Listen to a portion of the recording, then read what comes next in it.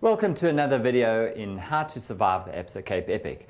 Today's mechanical is a real challenge because it is going to happen to you at some time, and that is the broken chain. So what's happened as we've got more gears at the back of our bike, we went from 9 speed to 10 speed and now we're at 11 speed, it has necessitated the chain getting narrower. Narrower chain, less material, the chances of it breaking are of course much greater. Throw in a bit of adverse weather and there's even a greater chance of breaking a chain. With me once again is Sean Whiteman. Sean, what are the do's and don'ts of a broken chain?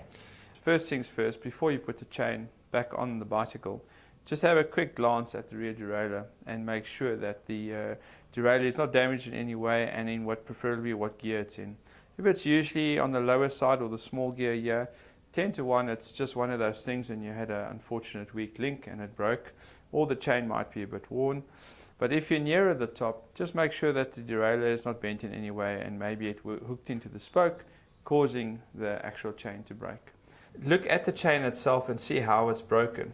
For example, the one end of a chain is going to look flared out like that, which is most likely why the chain breaks.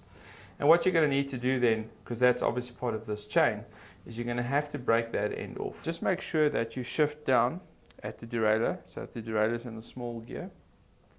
And then of course thread the chain through the front derailleur. So what you want to do is wrap the chain around the front. So you can find many ways to do it. What I find is if you just let the chain lie, pedal in the forward direction, teeth will grip on the chain, pulling the chain through. So now you take the rear one and through the frame, so you've got your around the sprocket, through the derailleur, through the triangle of the frame, onto the smallest gear where you've now shifted down to.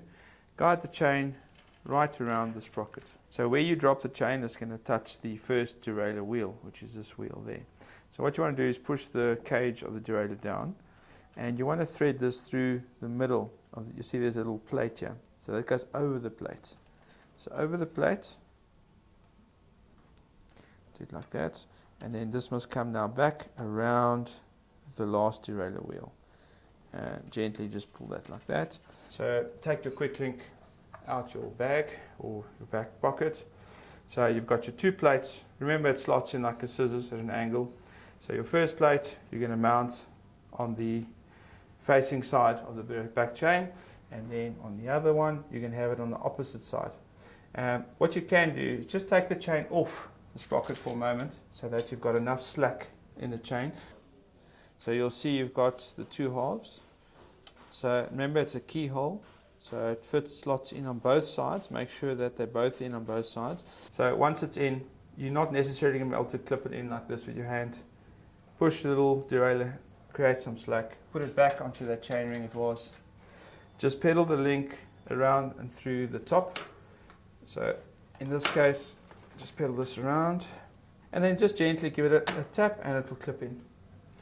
Sean, what about using an 11-speed link on a 10-speed chain? If you had an 11-speed chain and you could only get a 10-speed link, that can work because the link is slightly wider than the 11-speed chain. But if you've got a 10-speed chain and an 11-speed link, unfortunately the link will be too narrow for it to go through the actual 10-speed chain. Thank you, Sean. As I said before, there's only two types of cyclists, those that have broken a chain and those that will break a chain. You need to be able to break a chain and put a quick link in. Make sure you've got the right width quick link and then experiment at home. Break the chain.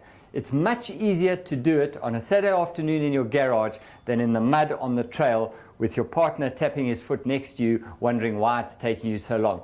The first time you do it, takes a little while, but that's the learning experience. The second time, it's much easier.